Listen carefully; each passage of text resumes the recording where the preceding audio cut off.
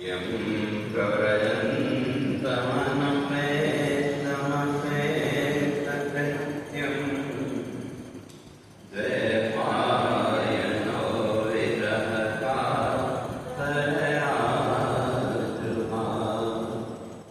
पुत्रेति तन्मयतया तरवोऽभिनेदु तं सर्वभूतहृदयं मुनिमानतोऽस्मि तं सर्वभूतहृदयं मुनिमानतोऽस्मि। बोलिए सच्चिदानंद भगवान की जय।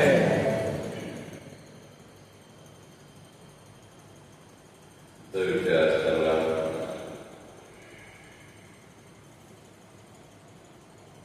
हिरण्याक्ष की जो कथा है उसकी चर्चा कर रहे थे। तो ये हिरण्याक्ष और हिरण्यकश्यप को वास्तव में भगवान के जय विजय नाम के दो पात्र, तो जिनको लक्ष्मी जी का और संकादिक ऋषियों से श्राप मिला और उस श्राप को फिर उनके क्षमा मांगने पर संकादिक ऋषियों ने 3 जन्म तक उसको सीमित कर दिया। लगा कि 3 जन्म तक तुमको दैत्य योनि में रहना पड़ेगा। तो इसलिए पहले जन्म में हिरण्याक्ष और हिरण्यकश्यप और दूसरे में रावण और कुंभकर्ण और तीसरे जन्म में शिशुपाल और दंतवक्र के नाम से वो। तो इसलिए तीसरे जन्म में भी फिर भगवान के हाथ से ही उनको मुक्ति मिली। तो तब यहाँ पर फिर सौनक जी वहाँ प्रश्न करते हैं कहा कि वे भगवान ने जब पृथ्वी को स्थिर कर दिया और ब्रह्मा जी ने मनुष्य दुर्लभा को आज्ञा दी थी कि तुम जो तो जगत की सृष्टि करो, तो कहा कि वे फिर कैसे उन्होंने सृष्टि की का वो जानना चाहते हैं। और कहते हैं यही प्रश्न विदुर जी ने भी मैत्रेय जी से भी वही प्रश्न किया था कि भगवान ने पृथ्वी को स्थिर करने के बाद फिर वहाँ जो तो मनुष्य रूपा ने ऐसे जगत की सृष्टि की। तो कहा कि वे वो जो मंगलमयी कथा है, तो कहा कि वे वो जो है तो मैं करना चाहता हूँ। तो उसका उत्तर देते हुए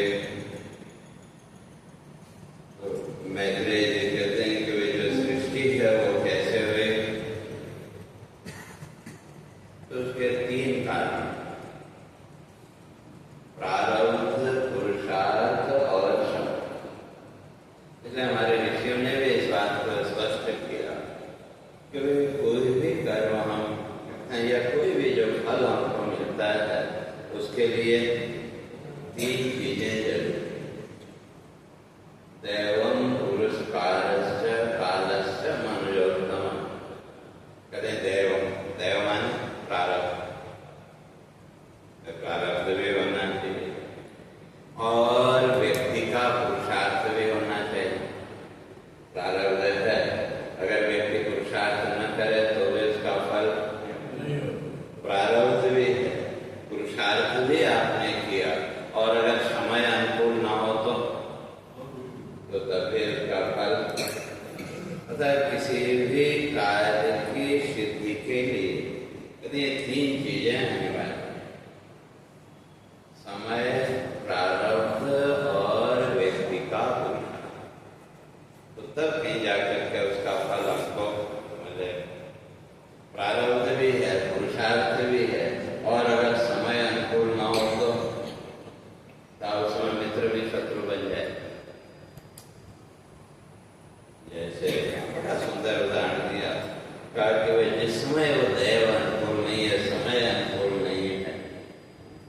बाकी सब ठीक है, लेकिन समय अगर आपके अनुकूल नहीं है तो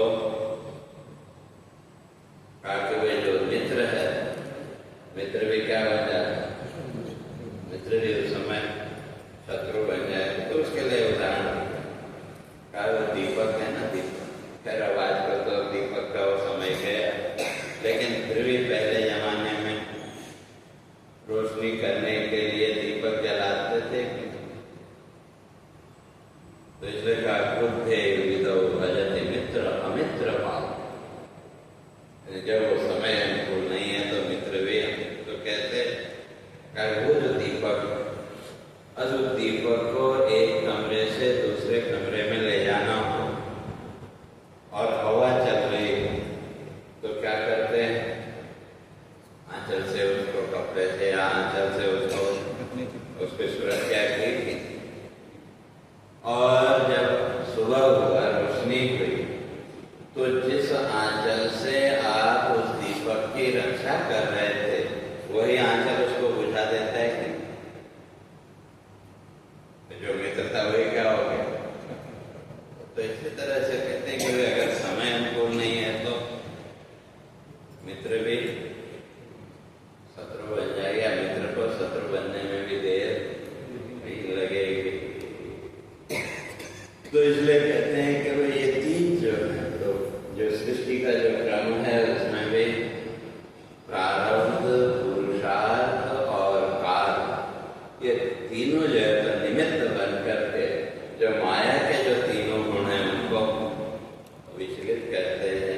अर्थात माया के तीनों गुणों में हलचल पैदा हुई और फिर ईश्वरीय उससे, तो रजोगुण के प्रभाव से तो तीन प्रकार का अहंकार उसका निर्माण है, सात्विक, राजस और तामस, तीन प्रकार का अहंकार। और फिर उसके बाद 5 भूत प्रकट हुए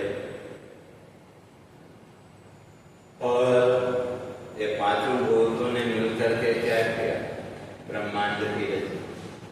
5 भूत जब प्रकट हुए तो इन्होंने ब्रह्मांड की रचना की।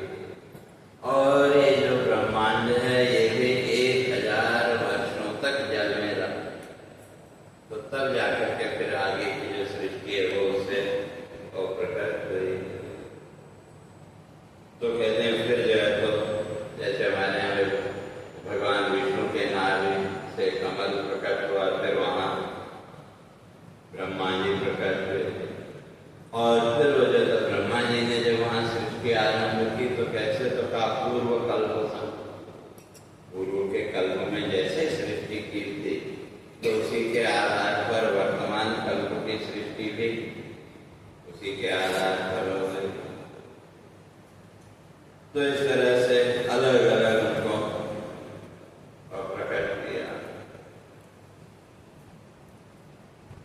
तो तब वहां पे विदुर जी कहते हैं कहा कि भाई ये तो ब्रह्मा जी की रचना की आपने बात की, आपने मैं जानना चाहता था मनु शत्रुपा ने कैसे जगत को आगे बढ़ाया, लेकिन आपने तो आदि सृष्टि के वर्णन किया कि ब्रह्मा जी ने फिर जल प्रकट किया और उसी तरह से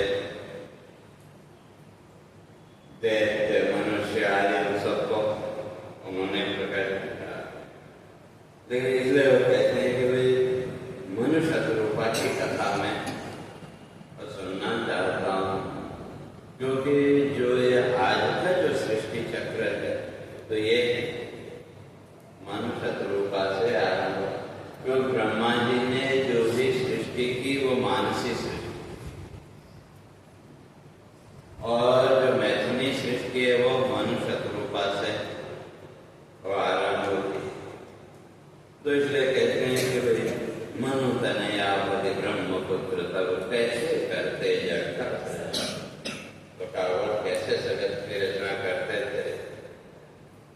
तो कहा कि भाई तो उसी क्रम में फिर उनसे हुए कर्दम आदि ऋषि और प्रकट हुए, और कर्दम ऋषि को भी ब्रह्मा जी ने आदेश दिया कि आप भी जो है तो जगत की रचना करो।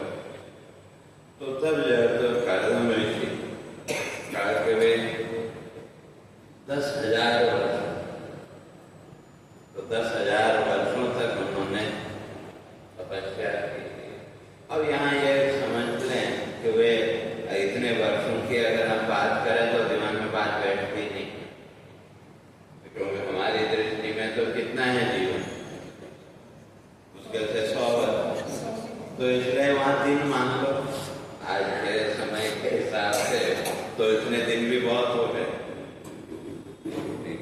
तो 10,000 दिन कह लो, जहाँ वर्ष है लिखा हुआ है तो वहाँ दिन की गणना कर लो कि इतने दिनों तक उन्होंने तपस्या कि वो करेंगे तो बात थोड़ा सा नीचे उतरती यानी भी इतना हो सकता है। जब हजारों वर्षों की बात शास्त्र करते हैं तो वो अतिशयोक्ति सी लगती। तो वैसे तो अगर देखें तो जो कलयुग है, कलयुग में 12 वर्ष का एक युग माना है। तो उस हिसाब से अगर देखें तो फिर वर्ष की गणना दिनों में, तो उतने दिनों तक उन्होंने और तपस्या की, और उस तपस्या के द्वारा परमात्मा का, ब्रह्मा जी का दर्शन प्राप्त किया। और उधर जो है तो मनुष्य रूपा, तो वो जो है तो फिर उनके कर्दम ऋषि के वहां प्रकट हुए। परमात्मा की, ब्रह्मा जी की आज्ञा से कर्दम ऋषि तब कर रहे थे, लेकिन संसार सृष्टि के लिए तो फिर कामना किसकी थी? फिर पत्नी की कामना, तभी आगे संसार का चक्र हो सकता है। और जब वहां जाए तो मनुष्य रूपा प्रकट हुए, तो वहां ऋषि उनका वंदन करते हैं। तो इसलिए वहां उनसे वो प्रार्थना करते हैं, कार्तिकेय की बड़ी कृपा है कि जिस रूप का दर्शन योगी लोग जन्म जन्मों की साधना करने के बाद भी नहीं प्राप्त कर सकते, तो क्या वो तो मुझे जल्दी आपका दर्शन मिल गया, तो इसलिए मेरा ये जीवन तो धन्य हो गया। तो इसलिए कहते हैं कि वे जो मेरी जो इच्छा है वो आप पूर्ण करो, क्यों मैं जानता हूँ कि सारा संसार जो चक्र है वो तो किसके काल के अधीन, इसलिए कालो है दुरतिक्रमण, जो काल चक्र है उसको पार कर पाना किसी के भी बस में नहीं।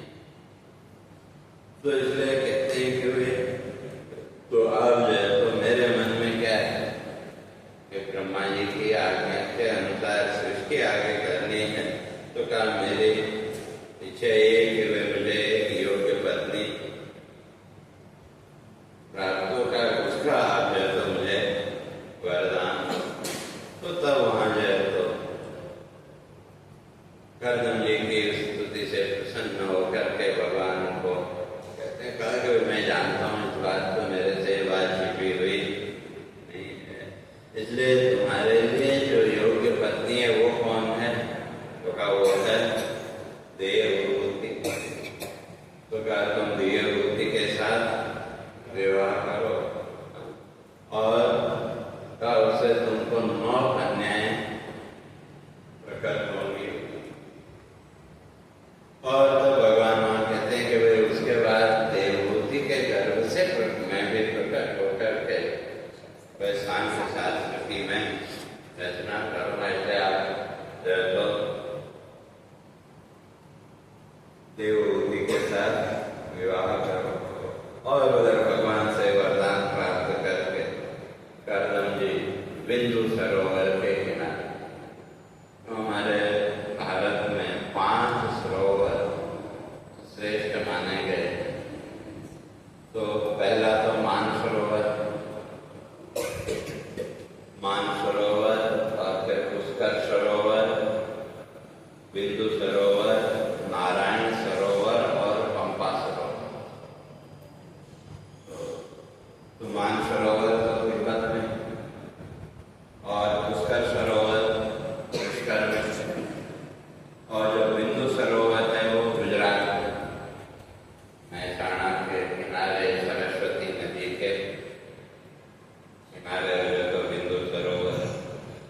उसकी भी अपनी महत्ता है। और जो नारायण सरोवर है वो कच्छ में, पाकिस्तान की सीमा के पास, तो नारायण सरोवर। और यहाँ पंपा सरोवर कर्नाटक में, कर्नाटक जिला कोप्पल जिले में, तो वो जो है तो पंपा सरोवर। तो ये 5 सरोवर प्रसिद्ध पवित्र सरोवर माने गए हैं। तो इसलिए करदम जी जो है तो बिंदु सरोवर के किनारे पर वहाँ तपस्या करने लगे। और तब वहाँ पर फिर देवदूत मनु और शत्रुपा वहाँ प्रकट हुए, करदम ऋषि को कन्यादान। लेकिन करदम ऋषि ने एक शर्त रखी, कहा ठीक है ये भगवान की भी आज्ञा है और आपका भी आग्रह है, मेरे मन में भी इच्छा है, लेकिन मैं इस ग्रह धर्म में, तो कहा मैं तभी तक इसमें रहूंगा कि जब तक संतान न हो जाए, का उसके बाद फिर मैं गृहस्थी के चक्कर में पड़ने वाला नहीं। तो इस तरह से देवमूर्ति के साथ विवाह और के आज्ञा से तो चल। तो उधर जो है तो ऋषि को कन्यादान करके मनुष्य रूपा भी अपने लोगों को हो गए। और उसी क्रम में फिर उनसे 9 कन्या प्रकट हुई। तो जब 9 कन्या प्रकट हुई तो अब उनका जो वचन था, तो जो कपिल देव जो थे महर्षि करदम, तो वो जो है तो तपस्या के लिए तो जाने लगे। तो तब वहाँ फिर देवमूर्ति उनसे प्रार्थना करते हैं, कहा कि वे तो अभी एक नहीं, क्योंकि मुझे भी तो जीवन में ज्ञान चाहिए। तो कहा कि आप तपस्वी हो, आप साधना के लिए जाओ, मुझे उसमें किसी प्रकार का कोई ऐतराज नहीं है, लेकिन मुझे भी तो जीवन को आगे बढ़ाने के लिए कोई न कोई सहारा चाहिए। तो इसलिए वहाँ जो है देवरूपी उनसे प्रार्थना करती है, का इंद्रिय भोग में हुआ काल से 65 इंद्रिय भोग में हुआ काल है, नहीं तत्व का किया विचार।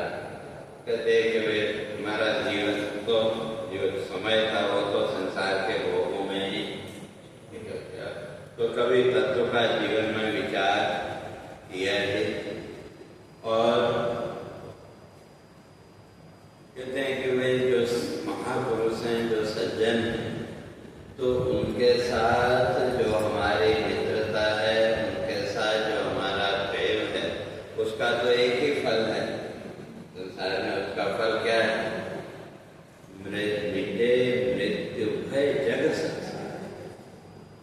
जो तत्वज्ञानी महापुरुष हैं, जो साधक हैं, उनके संग का जो फल है वो क्या है? कहते हमारा जो मृत्यु का भय है, संसार का जो भय है वो मिटे, तब तो उसकी सार्थकता है, नहीं तो जीवन ऐसे बीत गया। तो इसलिए कहती है कि मैंने तो सब आज तक कभी कोई विचार किया ही नहीं, तत्व का विचार किया ही नहीं। और आप भी अब तपस्या के लिए जाने को तैयार हैं, तो कहा मुझे ज्ञान कौन देगा? तो मुझे भी तो जीवन के रहस्य को समझना है। तो इसलिए वहाँ वाक्य कि वे असत पुरुष संग बंधन पार। संसार में यही है, सज्जन अनुराग फल जीवन में, मिटे मृत्यु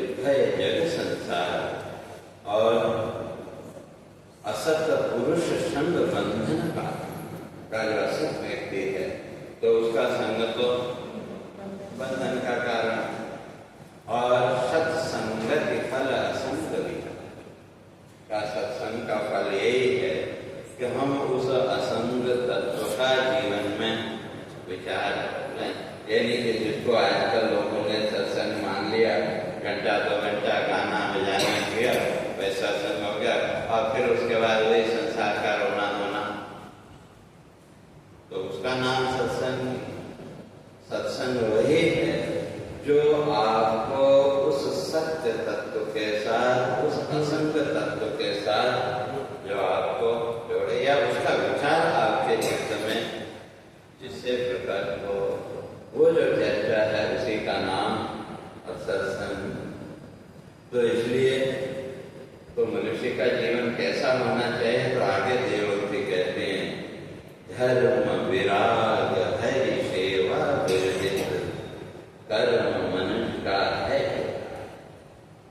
कोई जो भी कर्म हम जीवन में करते हैं उस कर्म में क्या होना चाहिए, धर्म पूर्वक कर्म हो, और उस कर्म में वैराग्य का भी भाव हो, और भगवान की सेवा भी हो। का इन तीन से रहित जो कर्म है वो तो संसार में व्यक्ति है, उसका कोई फल नहीं है। तो इसलिए हमें कहते हैं कहा कि मुझे नहीं पता, जानती तो थी लेकिन इतना नहीं पता। जब कई बार जो किसी व्यक्ति के बारे में अनायास कुछ पता चले, अभी इतना हमको नहीं पता, कहते हैं चाहे अच्छा हो या बुरा हो। तो ये देवभूति भी कहती है कहा कि वे आपको सामर्थ्यवान तो मैं जानती थी, लेकिन आप मुक्ति भी दे सकते हैं क्या, इसका मुझे पता नहीं था।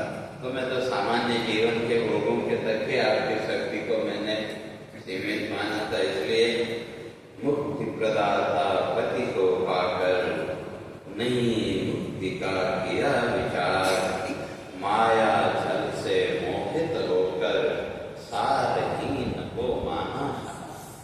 तो इस माया में मोहित होकर के इस संसार में जो सारहीन वस्तु है, तो मैंने तो उसी को सार माना था। तो इसलिए दो देवों की कहते हैं कि मुझे भी तो ज्ञान को जीवन में बचाए, तो तब जो है तो वहाँ करदम जी देवों को सुन जाते हैं कि वे तुमको चिंता करने की जरूरत नहीं है। इसलिए मन के सारे दोषों से ऊपर उठ करके तुम भगवान की तपस्या करो। और भगवान पहले ही मुझे ये वरदान देके गए कि मैं तुम्हारे घर में प्रकट होऊंगा।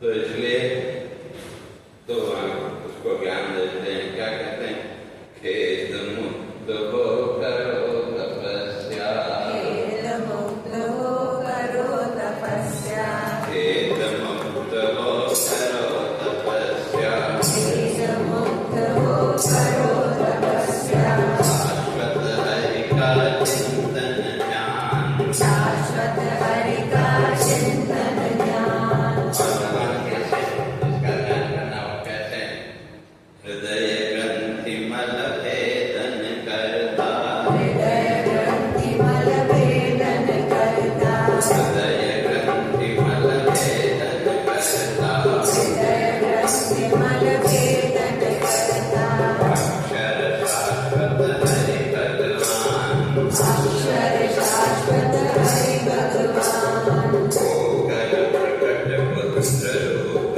में, होकर प्रकट पुत्र रूप में, लेके शाश्वत ब्रह्म विज्ञान, लेके शाश्वत ब्रह्म विज्ञान। देवभूति को समझाते हैं कहा कि तुम भगवान की तपस्या करो, आराधना करो, वही जो तो तुमको पुत्र रूप में प्रकट होकर के वो तुमको ज्ञान देंगे। कि मेरे से अगर तुझे जानना था तो वो तो समय अब चला गया, अब मैं अपने संकल्प के अनुसार अपने रुक नहीं सकता। और तब जो है तो श्रद्धा पूर्वक देवभूति भगवान की वंदना करने लगी। और उधर अब जो कन्या के जीवन को भी व्यवस्थित करना, तो वो चिंता करदम के मन में थी। वे उन कन्याओं को जैसे सामान्य इसमें अगर आज भी अगर देखें तो घर में पुत्र हो तो उसकी ज्यादा चिंता नहीं होती,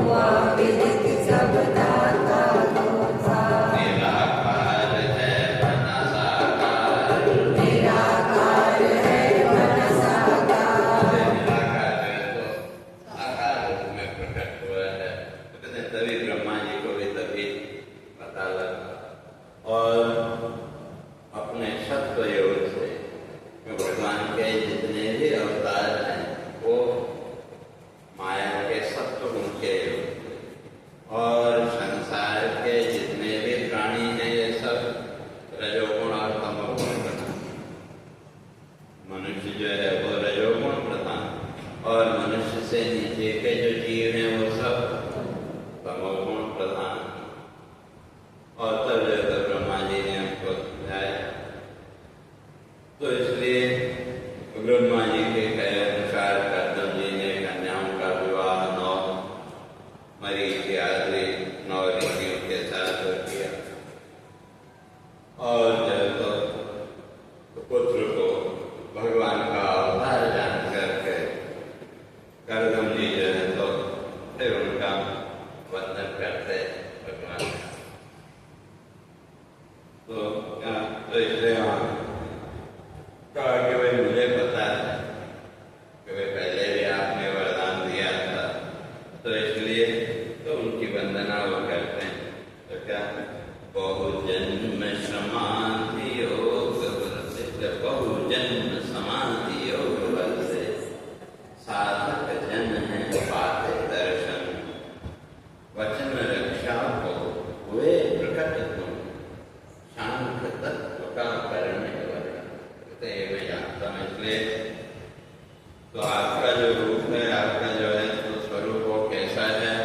तो क्या दिव्य अलौकिक रूप चतुर्भुज, दिव्य अलौकिक रूप चतुर्भुज, दिव्य अलौकिक रूप चतुर्भुज, दिव्य अलौकिक रूप चतुर्भुज, मनुष्य रूप में देते दर्शन, मनुष्य रूप में देते दर्शन, भक्त कामना पूर्ण करता, भक्त कामना पूर्ण करता, भक्त कामना पूर्ण करता, भक्त कामना पूर्ण करता, करता तन मन तुमको अर्पण, करता तन मन तुमको अर्पण, भक्त कामना पूर्ण करता, भक्त कामना पूर्ण करता, करता तन मन तुमको अर्पण, करता तन मन तुमको अर्पण, जग स्वामी ने आज्ञा मुझको। जग स्वामी दे आज्ञा मुझको। तो इसलिए कहते हैं वो पुत्र रूप में जो भगवान से कहते हैं अब मुझे आप आज्ञा दो कि मैं अपने वचन का पालन कर सकूं। तो इसलिए तो किसकी आज्ञा? जग स्वामी ने दे आज्ञा मुझको, जग स्वामी दे आज्ञा मुझको, यदि धर्म ग्रहण कर हर मैं जो है तो ये ग्रहण कर सन्यासी का जीवन बिताऊं और निरंतर मेरे मन में परमात्मा का और चिंतन है। तो इसलिए आपका जो दर्शन मुझे मिला, तो का आपका दर्शन पा करके मैं धन्य हो गया। तो इसलिए सफल मनोरथ मुक्त ऋणों से, सफल मनोरथ मुक्त ऋणों से, सफल मनोरथ मुक्त ऋणों से, सफल मनोरथ मुक्त ऋणों से, कपिल रूप का करता वंदन, कपिल रूप का करता वंदन। इस तरह से कपिल जी की वंदना की। और सब भगवान कपिल रूप में भगवान को समझाते हैं, कहा कि वे ये तो ठीक है, इसलिए वचन सत्य है सिद्धि हेतु ही, अवतार बना जग कर्म प्रमाण। कहते मेरे जितने भी अवतार हैं वो किसके लिए? जग कर्म प्रमाण। संसार में जो व्यक्ति है उस व्यक्ति का कर्म कैसा होना चाहिए, तो उसका जो प्रमाण है वो कौन है? लोक व्यवहार में भी हम अपने से जो श्रेष्ठ जन हैं उन्होंने जो कर्म किए उसको प्रमाण मानते हैं, जो भी जीवन में उसको हम प्रमाण मानते हैं। तो कहते हैं इसलिए संसार को उस कर्म का ज्ञान देने के लिए मैं अवतार धारण करता हूँ। और जो मुमुक्ष हैं, जो मुमुक्ष हैं, मुमुक्ष का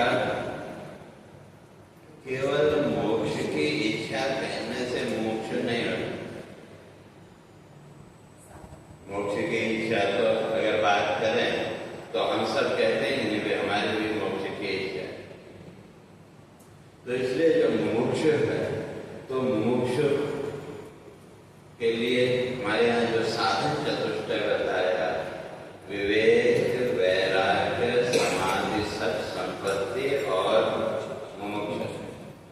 तो जो मुमुक्षुता है वो चौथे स्थान। तो इसलिए सबसे पहले विवेक। और विवेक कहाँ से आएगा? सत्संग से। या विवेक का लक्षण ही किया, उपनिषद विचार जन्य ज्ञानम विवेक। तो जो हमारे शास्त्र में उपनिषद आते हैं, तो वहाँ जिस ज्ञान की चर्चा है का उसके द्वारा हमारे अंदर जो ज्ञान प्रकट हुआ, तो उसका नाम विवेक। और जब जीवन में विवेक आएगा तो वैराग्य भी आएगा। क्योंकि जो वैराग्य है वो कोई अलग से कोई वस्तु नहीं है, बल्कि हमारे जीवन में विवेक की जो दृढ़ता है, विवेक का जो प्रसार है, तो विवेक के प्रसार का नाम ही वैराग्य। विवेक वैराग्य। और जब वैराग्य और विवेक के दोनों जीवन में हैं, तो ये 6 संपत्ति, समदम, उपरति, तितिक्षा, श्रद्धा और समाधान, तो ये 6 सारे भी जीवन में पाए। तो इसलिए इन 3 से युक्त जो वो मोक्ष, जिसके जीवन में वैराग्य भी है, विवेक भी है और समाधि, सत संपत्ति, ये 6 प्रकार की संपत्ति भी जिसके जीवन में है, वही वास्तव में मोक्ष है। खाली मोक्ष की इच्छा जिसके अंदर, वो मोक्ष कहने से काम नहीं चलेगा। तो इसलिए मेरे अवतार का जो उद्देश्य है वो क्या है? एक तो जगत में कर्म का प्रमाण देने के लिए, और दूसरा जो मुमुक्षु साधक है, तो उनकी इच्छा क्या है? लिंग देह से मुक्ति कामना। लिंग देह में सूक्ष्म शरीर से मुक्ति की कामना। जो सही अर्थों में जो साधक है, जो विचारशील व्यक्ति है, वो इस शरीर से छूटना नहीं चाहता। क्योंकि ये जो शरीर है, ये तो समय के साथ एक न एक दिन छूट जाए। तो इसलिए जो साधक है उसकी कामना क्या है? इस सूक्ष्म शरीर के बंधन से मुक्त हो। क्यों? हमारे ऋषियों ने स्पष्ट किया कि जब तक सूक्ष्म शरीर है, वो अपने लिए स्थूल शरीर ढूंढ ही लेगा। तो इसलिए और ऐसे जो मोक्ष है, उनकी साधना का फल क्या है? मोक्ष साधना फल निर्वाण। मोक्ष की जो साधना, उसका जो फल है वो क्या है? निर्वाण। निर्वाण माने सीधे सीधे अगर कहें तो मोक्ष, लेकिन निर्वाण का अर्थ क्या? निर्गतम वानम दुखम। निर्वाण माने वाण का अर्थ दुख। तो जिसके जीवन से दुख निकलते, और संसार में सबसे बड़ा दुख क्या है? महर्षि गौतम कहते हैं कि ये जन्म ही सबसे बड़ा दुख है। क्योंकि जन्म हुआ तो उसके साथ बाकी दुख तो अपने आप आ ही जाएंगे, उनको लाने की जरूरत नहीं। अगर देखें पूरे जीवन का, तो ये जितना भी दुख का है, तो ये जन्म के साथ से शुरू हो गए। तो इसलिए वो कहते हैं कि भाई मोक्ष के लिए का पहले ही जो जन्म का चक्र है, इसको खत्म करो, तो दुख भी अपने आप खत्म हो जाएगा। क्योंकि जब जन्म ही नहीं है तो फिर दुख किसको? तो इसलिए दुख जन्म प्रवृत्ति दोष मिथ्या ज्ञान उत्तरोत्तरा पाए तदंतरा पाया अपवर्ग। इसलिए महर्षि गौतम जो मोक्ष का जो लक्षण करते हैं, वो कहते हैं क्या क्या है हमारे जीवन में? दुख, जन्म, प्रवृत्ति, दोष और मिथ्या। इतने दो 5 दोष। तो इसलिए अगर मोक्ष चाहिए तो सबसे पहले उल्टा चलो। सबसे पहले जो मिथ्या ज्ञान, मिथ्या ज्ञान का जो वस्तु जैसी है ही नहीं उसको वैसा मान ले या उसको अज्ञान भी वस्तु को जब हमने माना तो इसलिए सबसे पहले मिथ्या ज्ञान को हटाओ। और जब मिथ्या ज्ञान हटेगा तो कहते हैं दोष दृष्टि, हमारी जो गुण दोष दृष्टि है, क्योंकि वो गुण दोष दृष्टि भी कब आई जब इस वस्तु में अच्छे बुरे का हमने उसको माना, कोई ये वस्तु ऐसी है या ऐसा है वैसा है, जो कुछ भी हमने माना, लेकिन हमने जो कुछ भी इस वस्तु के बारे में मान्यता जो हमारी, वो भी तो हमारे संस्कारों पर टिकी हुई है। इसलिए वो जितना भी ज्ञान है वो सब कैसा है, कहते हैं मिथ्या ज्ञान। तो जब ये मिथ्या ज्ञान हटेगा तो क्या हमारे जीवन में जो गुण दोष की प्रवृत्ति है वो गुण दोष का विचार भी है। और जब कोई गुण दोष का विचार ही नहीं है फिर प्रवृत्ति किसके लिए हो? प्रवृत्ति है ना एक्टिविटी। क्यों जो भी जीवन में एक्टिविटी है तो उसके पीछे कहीं कहीं ये गुण दोष का विचार है कि, तो इसलिए जब प्रवृत्ति और जब कोई प्रवृत्ति ही नहीं है तो फिर जीवन के अंतिम क्षण में किसका संकल्प करेंगे? तो जीवन के अंतिम क्षण में कोई संकल्प भी नहीं, और जब अंतिम क्षण में कोई संकल्प ही नहीं हुआ तो फिर जन्म होगा, जन्म भी नहीं। और जब जन्म ही नहीं होगा तो फिर तो कहाँ रहेगा? तो कहते इसी का नाम मोक्ष है। तो इसलिए तो इसी का नाम निर्माण पता है, दुख से मुक्ति। तो और बाकी में तो दो उद्देश्य हो गए अवतार, और तीसरा उद्देश्य का इस संसार को ज्ञान देना। तो कैसे? कहा कि वे समय के साथ जो आत्मज्ञान का मार्ग वो क्या होता है? धीरे धीरे, और वही भगवान ने गीता में भी वही कहा, काले ने योगो नष्ट पर। कहते ये जो ज्ञान की प्रक्रिया है ये समय के साथ क्या होगी? कुछ मैं नया तुमको बता रहा हूँ ऐसा नहीं, क्योंकि ज्ञान तो शाश्वत है, ज्ञान तो कभी बदलता या हटता नहीं। बस ये है कि काल क्रम के अनुसार, समय के चक्र के अनुसार वो कुछ देर के लिए क्या होगा? तो क्या उसी को मैं फिर से प्रकट करने के लिए तो यहाँ और कहते हैं। तो इसलिए आत्मज्ञान पर नष्ट काल से, आत्मज्ञान पर नष्ट काल से, आत्मज्ञान पर नष्ट काल से, आत्मज्ञान पर नष्ट काल से,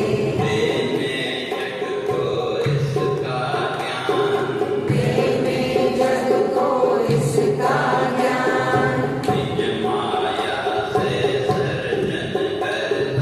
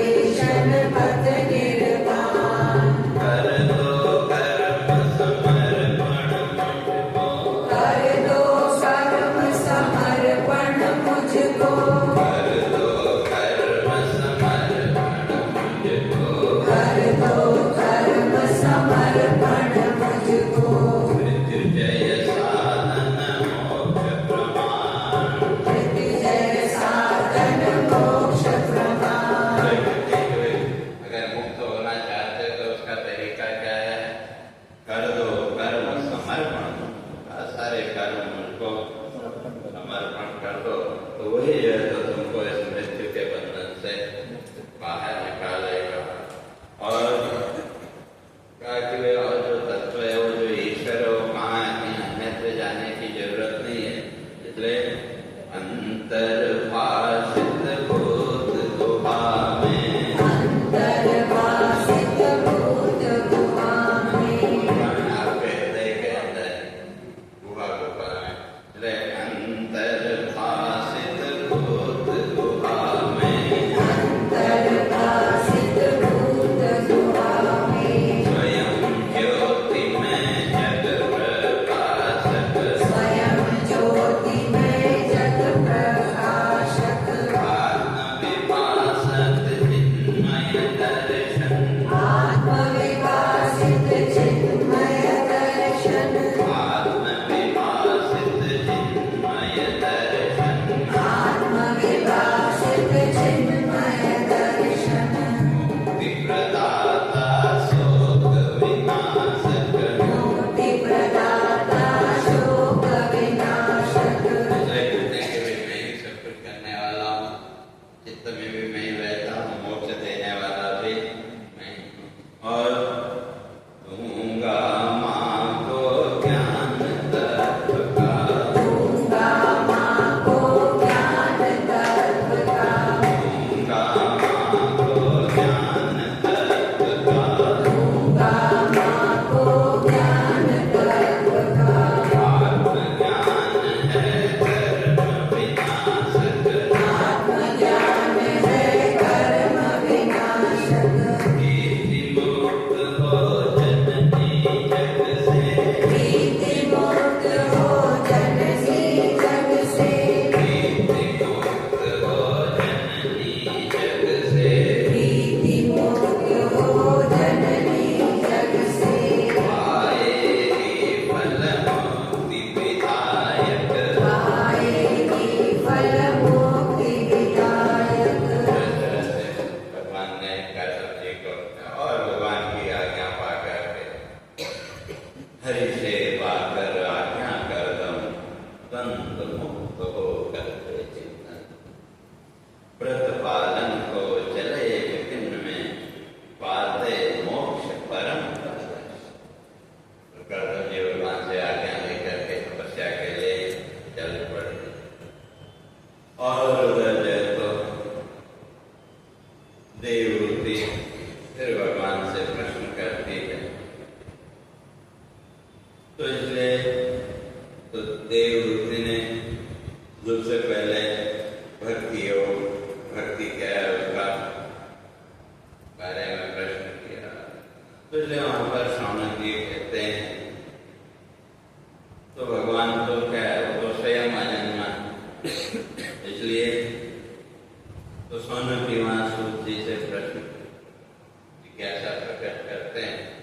कहा कि वे कपिल जी ने फिर कैसे देवहूति को ज्ञान दिया, और कपिल रूप में भगवान ने प्रकट होकर के क्या क्या कर्म किए, मैं उस सब के बारे में वो जानना चाहता हूँ।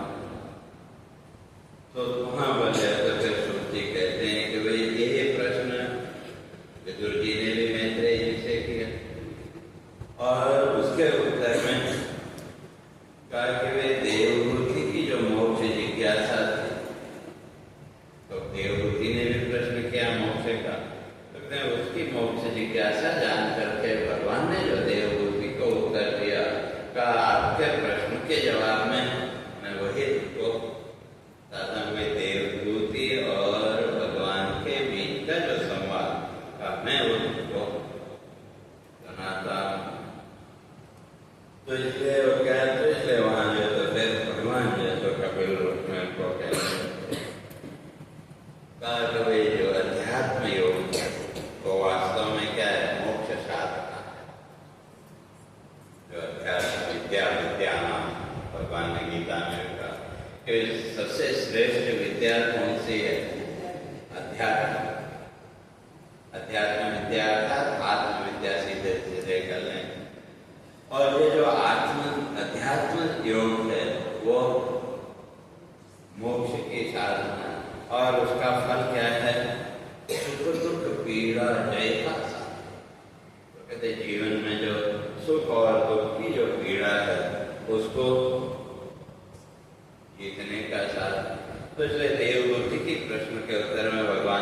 होते हैं, कहा कि मैं कोई अलग से तुमको कुछ नहीं कहने वाला, इसलिए दिया पूर्व में ऋषि गण को जो करता उसका अब मैं करता। पूर्व में जो ऋषियों को मैंने ज्ञान दिया था, वही बात मैं तुमको भी बताता। तो क्या ज्ञान दिया था? बंध मोक्ष का कारण मन है, बंध मोक्ष का कारण मन है, बंध मोक्ष का कारण मन है, बंध मोक्ष का कारण मन है, विषय वासना देवी बंधन, विषय वासना देती बंधन, हरि अनुरागी मन है बनता, हरि अनुरागी मन है बनता, मोक्ष परम पद फल का साधन, मोक्ष परम पद फल का साधन, दोष मुक्त मन समता पाता, दोष मुक्त मन समता पाता, दोष मुक्त मन समता पाता, दोष मुक्त मन समता पाता, काम लोभ मद मन के दूषण, काम लोभ फल मद के दूषण, देती मन की समता जग में, देती मन की समता जग में, देती मन की समता जग में, देती मन की समता जग में, ज्ञान विराग भक्ति बल भूषण। ज्ञान विराग भक्ति बल भूषण। भगवान स्पष्ट करते हैं कि वे मन एव मनुष्याणाम कारणम, मन ही बंधन मुक्ति का कारण है। लेकिन जिसका मन संसार में अटका रखा वो बंधन का, और हरि अनुरागी जिसका मन परमात्मा के साथ जुड़ा हुआ है वह संसार बंधन से मुक्त हो जाएगा। और जब मन संसार के दोषों से मुक्त हुआ तो उसके अंदर समत्व का हुआ। और जब वो मन की क्षमता, इसलिए भगवान ने गीता में अर्जुन को समझाते हुए 2 बार कहा, मन मना भव मत मना। वो कहते हैं मन मना भव, पता है मेरे मन ना गलत है, तो अपने मन को मेरे मन जैसा बना, मन मना कि जैसा मेरा मन है वैसा तुम अपने मन को बनाओ। और भगवान का जो मन है वो वहां तो किसी प्रकार का कोई भेदभाव वो है नहीं। इसलिए ईश्वर के मन के विषय में भी 2 मत है। कुछ लोग ये मानते हैं कि वे ईश्वर के पास मन नहीं, क्यों? अगर मन होगा तो कहीं न कहीं भेदभाव आएगा, इसलिए ईश्वर के पास मन है ही, तो इसलिए वो निष्पक्ष है। तो एक पक्ष है मन मानता है लेकिन वो मन निर्मल है, तो आपको जो भी मानना हो आपका, तो ये 2 पक्ष है वहां। और भगवान ने कहा मन मना हो, तो ईश्वर कहते हैं कि आप अपने मन को मेरे मन जैसा बनाओ। और मेरा मन कैसा है? कहा वो तो समत्व से, और वो समता किसका स्वरूप है? यह उदयजितः सर्ग येषां साम्ये स्थितं मनः, निर्दोषं हि समं ब्रह्म तस्मात् ब्रह्मण्ये स्थितः। तो भगवान कहते हैं यह उदयजितः सर्ग येषां साम्ये स्थितं, का जिनका मन उस समत्व में स्थित हो गया, तो वही वास्तव में इस संसार पर विजय प्राप्त कर सकते। और वो जो मन की समता है वो किसका लक्षण? निर्दोषम के समम ब्रह्म। कहते हैं वो जो समता है, समत्व है, वो किसका स्वरूप है? परमात्मा का स्वरूप है, ब्रह्म का स्वरूप है। तो इसलिए जिनका मन उस समत्व की स्थिति में पहुंच गया, कहते हैं वो तस्मात्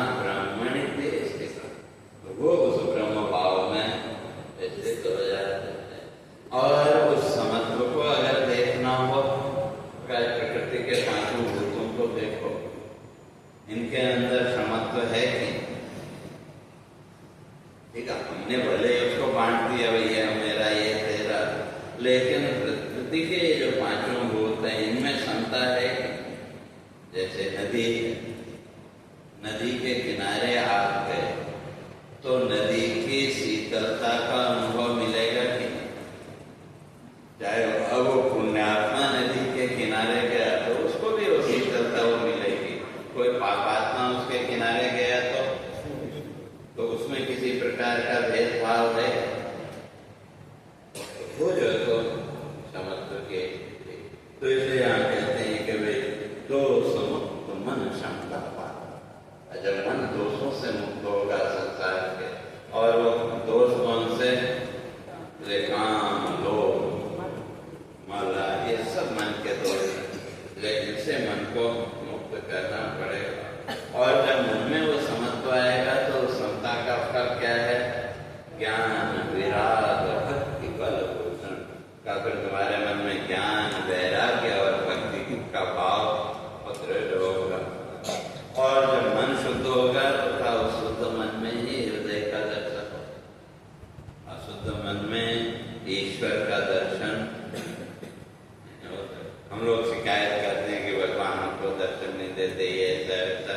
लेकिन पहले तो देखेंगे हमने अपने मन को, अपने चित्त को ईश्वर के योग्य बनाया कि नहीं? हमने अपने मन में तो ईश्वर के लिए स्थान रखा ही नहीं। हमारे चित्त में तो जो स्थान है वो किसके लिए? संसार के लिए। तो इसलिए संसार का ही दर्शन होता है। ईश्वर के लिए अगर स्थान बनाएंगे तो ईश्वर का दर्शन होता, वो स्वाभाविक होता। तो इसलिए हृदय में होता भासित, हृदय में होता भासित, हृदय में होता भासित, हृदय में होता भासित, चिन्मय शाश्वत रूप सुदर्शन, चिन्मय शाश्वत रूप सुदर्शन, आत्मतत्व का पाकर दर्शन, आत्मतत्व का पाकर दर्शन, आत्मतत्व का पाकर दर्शन, आत्मतत्व का पाकर दर्शन, मिटता माया पद का नर्तन, मिटता माया तल का दर्शन, भक्ति मार्ग है केवल सुखमय, भक्ति मार्ग है केवल सुखमय, भक्ति मार्ग है केवल सुखमय, भक्ति मार्ग है केवल सुखमय, बंध मुक्ति का शाश्वत साधन। बंध मुक्ति का शाश्वत साधन, लेकिन केवल भक्ति मार्ग ही एक ऐसा मार्ग है इस कलयुग में जो हमको इस संसार बंधन से, और उस भक्ति का जो फल है वो क्या है? तो इसलिए तितिक्ष दयालो सुहृद जगत के, तितिक्ष दयालु सुहृद जगत के, तितिक्ष दयालो सुहृद जगत के, तितिक्ष दयालु सुहृद जगत के, शांत सरल सत्संगति भूषण, शांत सरल सत्संगति भूषण, करते कर्म समर्पण मुझको, करते कर्म समर्पण मुझको, करते कर्म समर्पण मुझको, करते कर्म समर्पण मुझको, नहीं चित्त में कोई दूषण, नहीं चित्त में कोई दूषण, संग रहित सज्जन संग से है, संग रहित सज्जन संग से है, संग रहित सज्जन संग से है, संग रहित सज्जन संग से है, मिटते मन के दोष विकार, मिटते मन के दोष विकार, सज्जन संग जग जीवन में, सज्जन संग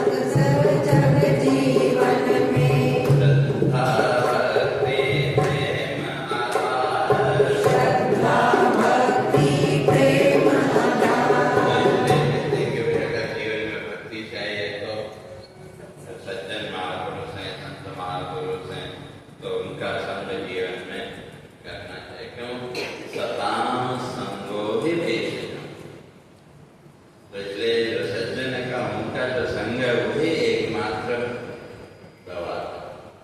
इस संसार बंधन से अगर मुक्त होना है तो उसकी एकमात्र दवा क्या है? सज्जनों का। और जैसा हमारा जीवन में संग होगा, कहते हैं उसका असर तो जीवन में आएगा। जैसे कीटो विषमन शंगारोहति शतां चिरा अस्माभि देवत्वं याति महद्भिः सुप्रतिष्ठितम्। कहते हैं जो छोटा सा कीड़ा है, जो उसको फूल का संग मिला, तो ये जो पुष्प है उस पुष्प को हम देव प्रतिमा पे चढ़ाते हैं, तो उस फूल का संग प्राप्त करके वो कीड़ा देव प्रतिमा तक पहुंच के जहां जाने की हम कल्पना भी नहीं कर सकते। क्यों? अगर वो कीड़ा उससे पहले हमको दिख जाए, हम अगर भूल जाए तो हम फूल को फेंक दें, नहीं तो उस कीड़े को उठा के, तो वो जो छोटा सा क्षुद्र जीव जहां हम पहुंचने की कल्पना भी नहीं कर सकते, उस फूल का संग प्राप्त करके वो देव प्रतिमा के सिर पर पहुंच गए।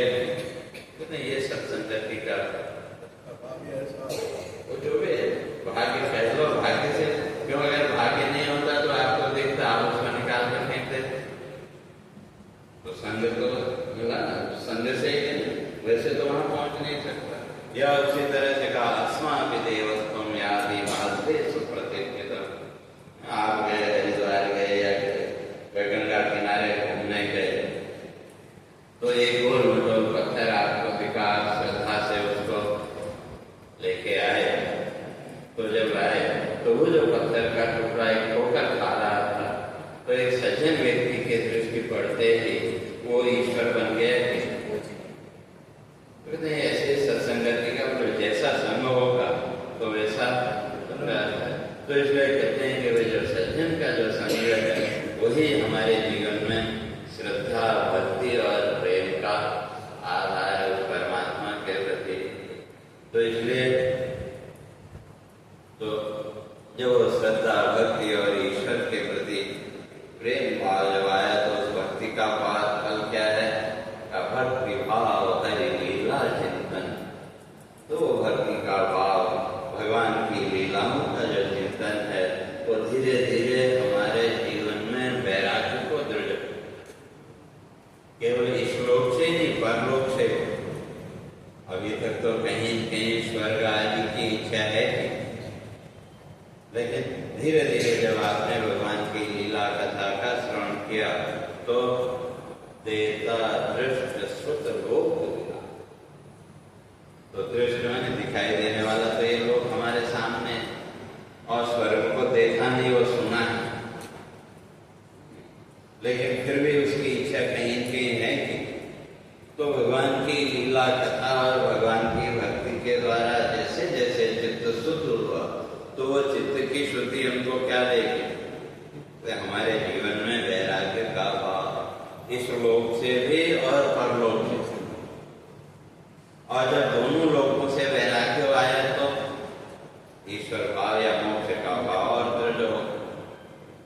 तो इसलिए कहा कि जो साधक है तो वो तो क्या करता है? वो अपने मन का निग्रह करता है, अपने मन को नियंत्रित करता है, और जैसे साधना होगी का फल भी उसी के अनुसार मिलेगा। जैसे हमारी साधना होगी हमको फल भी उसी के अनुसार मिलेगा। इसलिए वैराग्य, ज्ञान और भक्ति के भाव से की गई जो साधना का वो फिर हमको माया बंधन में नहीं बनने देगी। और इसलिए ऐसा जो साधक है जो वैराग्य, ज्ञान, भक्ति और भाव से जो साधना करता है, कहते हैं भगवान के उसको मेरा दर्शन होता है। इसलिए तब देवभूति वहां प्रश्न करती है, रूप भक्ति का क्या है? क्या भक्ति का जो रूप है वो क्या है? मैं वो जानना चाहती हूँ। और कैसे करूं मैं अबला? क्या कि मैं तो अबला हूं, तो मैं कैसे वो चिंतन करूं? और पद निर्वाण है मिलता है, जिससे मोक्ष मिले। और कैसे होगा हरिपद दर्शन, भगवान के स्वरूप का दर्शन कैसे होगा, कहते हैं वे सब मैं आपसे जानना चाहती हूँ। और उसके साथ साथ ईश प्राप्ति का साधन क्या है, तो भगवान को उस ईश्वर को प्राप्त करने का जो साधन है वो क्या है, वो भी मैं जानना चाहता। और निर्वाण योग का दो अभिज्ञान, वो जिसको हम मोक्ष कहते हैं, वो मोक्ष क्या है उसके बारे में भी आप मुझे बताओ। और साथ ही साथ प्रार्थना करते कभी एक कृपा और करो। तो ये बड़ा कठिन मोक्ष तत्व को समझना, भक्ति के रहस्य को समझना सामान्य व्यक्ति के लिए तो संभव नहीं है। इसलिए दुर्बोध तत्व का बोध सुगम। तो कहते ये जो इतनी कृपा करो मुझे आसानी से समझ में आ जाए कि आपके अंदर वो सामर्थ्य है। तो इसलिए करुणा कर यह दो वरदान का करुणा करके मुझे ये वरदान। तो तब माँ की जिज्ञासा जान करके कपिल देव जी ने जो उपदेश देवहूति को दिया, तो वही जो बाद में सांख्य शास्त्र के नाम से प्रसिद्ध हुआ। तो इसलिए तो फिर वो माँ को उपदेश देते हैं कि भाई हमारी जो साधना है वो कैसी होनी चाहिए, का वेद विहित हो कर्म साधना। जैसे आजकल लोग अपने अपने मन की कल्पनाओं के अनुसार करते हैं, और उन्हीं मन की कल्पनाओं के अनुसार अलग अलग धर्म संप्रदाय के लोगों ने वो बना दिया। लेकिन उनके लिए भी हमारे पुराण में बड़ा स्पष्ट किया, कहा ऐसे जो लोग हैं तो अब सामान्य व्यक्ति को तो पता नहीं, तो अब सामान्य व्यक्ति उसके झांसे में आ जाता है, उनके झांसे में आ जाता है। और उसमें भी आने का कारण का अपनी बुद्धि का उपयोग नहीं करते। तो इसलिए दोनों ही लोग जो शास्त्र विरुद्ध शास्त्र और का करते हैं वो, और उनके जो अनुसरण करने वाले हैं उनके जीवन की गति कैसी है, तो उसके लिए शास्त्रकार कहते हैं तेन ते निरयम यान्ति सप्तविंशति चतुर्युगी का उसका फल उनको तेन ते निरयम यान्ति, निरयम नरकम, उसके द्वारा वो उनको नरक की प्राप्ति। और कितनी देर के लिए, सप्तविंशति चतुर्युगी, 27 चतुर्युगी। तो एक तो ये चतुर्युगी, तो इस तरह से सतयुग, द्वापर, त्रेता, कलयुग, इन चार की एक चतुर्युगी। तो ऐसी 27 चतुर्युगियों तक उनको नरक में रहना पड़ेगा। जो अपनी मन की कल्पना के अनुसार शास्त्र बनाते हैं और फिर उसका उपदेश दूसरों को देते हैं, वो भी, और अपनी बुद्धि का उपयोग किए बिना उसको जो फॉलो करने वाले, दोनों के पुराणों में होता है। तो इसलिए आप कहते हैं कि जो हमारी जो साधना है वो कैसी हो, शास्त्र विहित हो कर्म साधना।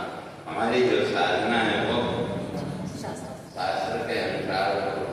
और जो शास्त्र है वो क्या है,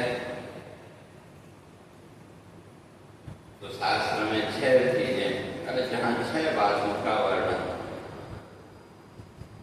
प्रवृत्ति च निवृत्ति। शास्त्र क्या है, जहाँ 6 बातों का वर्णन, तो क्या क्या, प्रवृत्ति च निवृत्ति, हमारे कौन से कर्म में प्रवृत्ति होनी चाहिए और कौन से कर्म में नहीं होनी चाहिए, इसका जो वर्णन है। और जो प्रवृत्ति कर्म में है उसमें भी 2 प्रकार के, नित्य और काम्य कर्म। नित्य कर्म जो आप रोज पूजा पाठ आदि जो भी करते हैं वो नित्य कर्म, और काम्य कर्म किसी इच्छा विशेष से, कामना विशेष से जो कर्म आपने किए वो काम्य कर्म। तो जहाँ उसका भी विधान हो, नित्य कर्म क्या है और काम्य कर्म क्या है। और धर्मम च अधर्मम,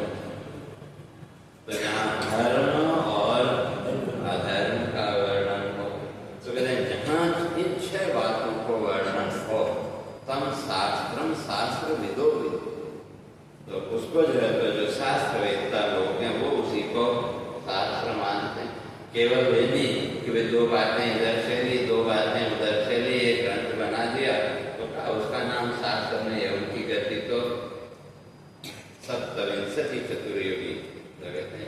तो इसलिए वहां भगवान कह रहे हैं वेद वेद हो कर्म साधना। तो जब वेद शास्त्र के अनुसार कर्म साधना होगी तो उसका फल क्या होगा? इंद्रिय वृत्ति को हरि अनुराग। हमारी जो इंद्रियों की वृत्ति है वो परमात्मा का अनुराग उनमें उतरे लोगों को। तो इसलिए तो मुक्ति का साधन क्या है? मोक्ष साधन भक्ति अहे। हम भक्ति तो करते हैं लेकिन उसके साथ तरह तरह की फल की इच्छाएं नहीं की, उसका नाम मुक्ति नहीं। इसलिए भक्ति अहेतु अर्थात केवल ईश्वर के प्रति धन्यवाद क्या, उसी का नाम सही अर्थों में भक्ति है।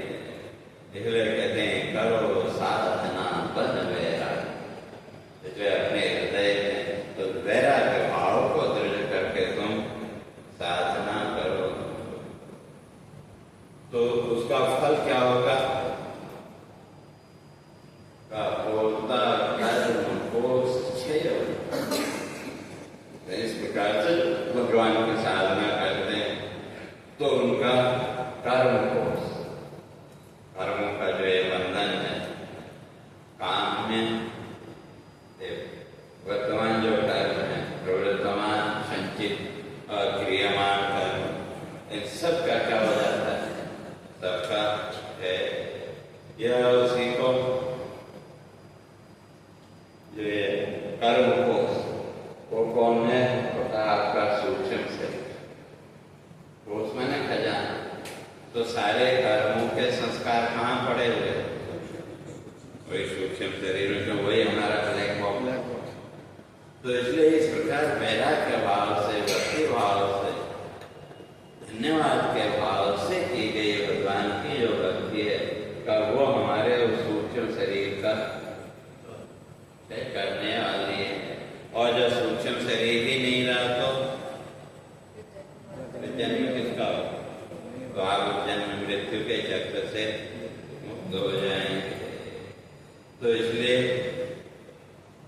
होता कर्म कोश क्षय उनका, जो है करते हरिगुण चिंतन, मोक्ष कामना मुक्त साधना। अब जो साधना कैसे होनी चाहिए? मोक्ष की भी कामना। तो अगर मोक्ष की कामना है तो वो भी बंधन का कारण। लेकिन वो तो जैसे जैसे चित्त शुद्ध होगा तो उसके आधार पर फिर अपने आप को, इसलिए मोक्ष कामना मुक्त साधना पाते दिव्य मनोहर दर्शन। इस प्रकार से जो साधना करते हैं वो उस परमात्मा का दर्शन प्राप्त होता है। और कैसे? लीला विस्मित साधक मन का। तो जब भगवान का दर्शन होगा, भगवान की जब लीलाओं का बोध होगा तो कहते हैं वो मन जो है तो अपने आप आश्चर्य कि वे ऐसा नहीं संभव। और उसका फल का साधक के मन में जो भी अभी अविद्या का लेस बचा हुआ है वो भी उससे दूर हो जाएगा। और इसलिए नहीं सिद्धि फल भोग काम, कहते हैं जो सिद्धियों के लिए या सिद्धियां भी हम इसलिए चाहते हैं संसार के भोग के लिए। कोई सिद्धि हमको मिल जाए तो किसके लिए? संसार का जो शुद्ध भोग है वो हम कहते हैं कि वे जो ज्ञानी है, जो सही अर्थों में विचारशील व्यक्ति है, वो साधना तो करता है लेकिन उसकी साधना में न सिद्धि का भाव और न भोग का भाव। क्योंकि ये जो सिद्धियां, ये सिद्धियां भी बंधन का है। और हम लोग तो सिद्धियां चाहते हैं कि, तो मुझे एक बात याद आ गई कि जो सिद्धियां हैं वो पतन का ही कारण है। इसीलिए जो उच्च कोटि के जो साधक हैं वो कभी भी अपनी सिद्धि का प्रदर्शन नहीं करते। जहां आपने अपनी सिद्धि का प्रदर्शन किया, तो इसलिए दो शब्द हैं, सिद्धि और प्रसिद्धि। प्रसिद्धि आपके तो आपकी जो सिद्धि है, अगर उस सिद्धि की प्रसिद्धि होगी तो पतन का कारण बन जाएगी। कैसे? तो मुझे एक कथा याद है। एक बार एक गांव में एक महामारी फैल गई। अब रोग इतना विकट, जैसे कोई कोरोना का हो ना, ऐसे लोग तो जो भी राज्य के वैद्य वगैरह थे, उन्होंने बहुत उसका इलाज ढूंढा, लेकिन कोई समाधान नहीं मिला। और जब हमको कोई समाधान नहीं मिलता है तो हम किसके पास जाते?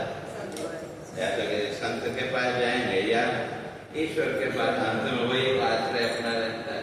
तो एक गरीब माई, तो उसका एक बच्चा था और पति भी गुजर चुके, तो बड़ी दुखी, तो उस बच्चे को लेके पहुंची संत के पास। महाराज कुछ करो। लेकिन वो एक दो दिन तो चला, लेकिन वो रोज वहां पहुंच जाए रोज। तो अब जैसे तुलसीदास जी ने लिखा, संत हृदय नवनीत समाना, तो दया आ गई। तो उन्होंने क्या किया, अपने शरीर में से रक्त की एक बूंद निकाल के वो बच्चे के शरीर पे थोड़ा पानी मिला के उसको लगा। तो माता आके और उसको कहा बताना नहीं किसी, लेकिन आगे तो अगले दिन से वो बच्चा ठीक होना शुरू हो गया। और वो बच्चा ठीक होना शुरू हो गया तो आसपास वाले सब आए, तो क्या किया तुमने, भाई क्या इलाज किया, क्या खिलाया, और सब जैसे स्वाभाविक होता है। तो अब वो तो पहले तो बेचारे चुप रहे, लेकिन जब सब लोग आके करने लगे, फिर ताने भी मारने लगे, तो अंत में दुखी हो गए। उसने बताया कि मैं वहां गई थी, तो संत ने ऐसे किया, उससे मेरा बच्चा, और जैसे पता लगा तो जिसको पता लगा सब वहां रहता लगा। तो अब जब सब पहुंच गए तो अब क्या करे, संत के सामने तो अब धर्म संकट खड़ा हो गया। अगर नहीं देते तब भी उसके, तो चलो थोड़े से लोग थे तो उन्होंने थोड़ा सा रक्त निकाल के दे दिया, समझ किया, तो उनके भी बच्चे ठीक हो गए। अब तो हर रोज बात फैलने लगी और हर रोज संख्या बढ़ती जाए। तो अंत में स्थिति यह आई कि वे वो रक्त देते, ब्लड देते देते, और शरीर में इतनी भी ताकत नहीं बची कि वो अपने आप उठ के बैठ सके।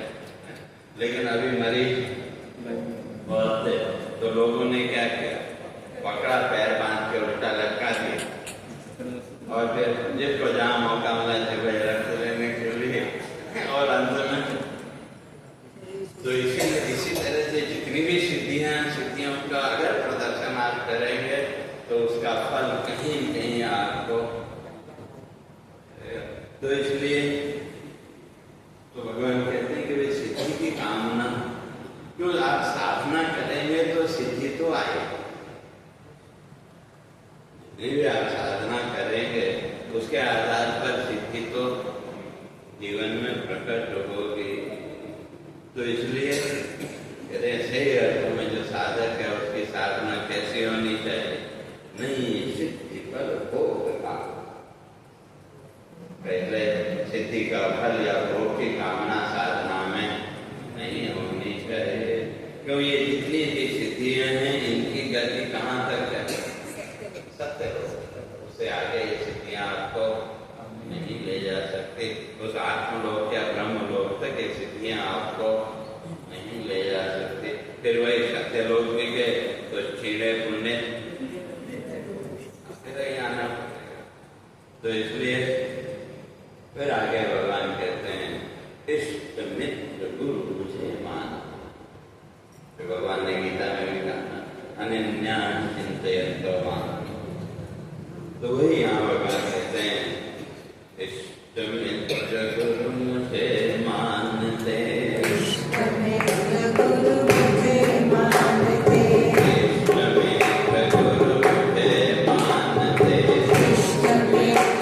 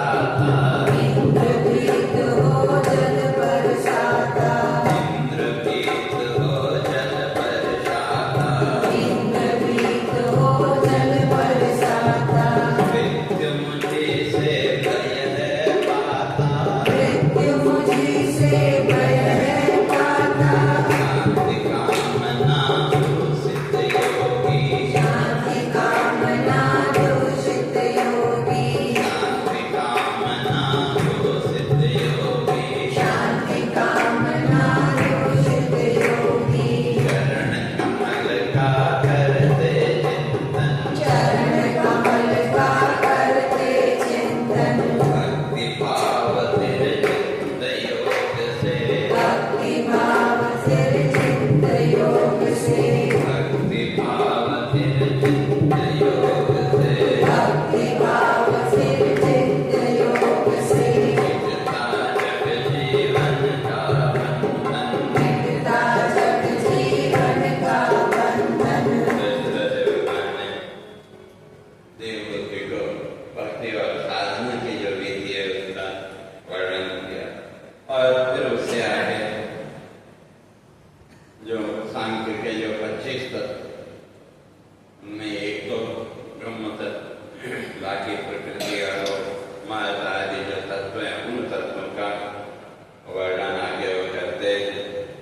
तो इसलिए वहाँ सांख्य दर्शन में इस बात को स्पष्ट किया, पंचविंशति तत्वज्ञो यत्र कुत्रापि वसे, जटी मुंजी शिखी वापि मुच्यते नात्र संस्था। कहते जिसने इस प्रकृति के सांख्य दर्शन के 25 तत्वों को जान लिया तो कहा वो किसी भी वेश में जटी मुंजी शिखी वाला का, भले वो जटाधारी हो, मुंडन किया हुआ हो, शिखाधारी हो, कोई भी हो, का वो संसार के बंधन से मुक्त हो जाता है, उसमें कोई संशय नहीं है। तो इसलिए आगे हो जाए तो महाराज जो भिन्न भिन्न तत्व है उनकी उत्पत्ति और उनका वर्णन करते हैं। तो उसी से कहते अगले सत्र में हम आपको करेंगे और सीधे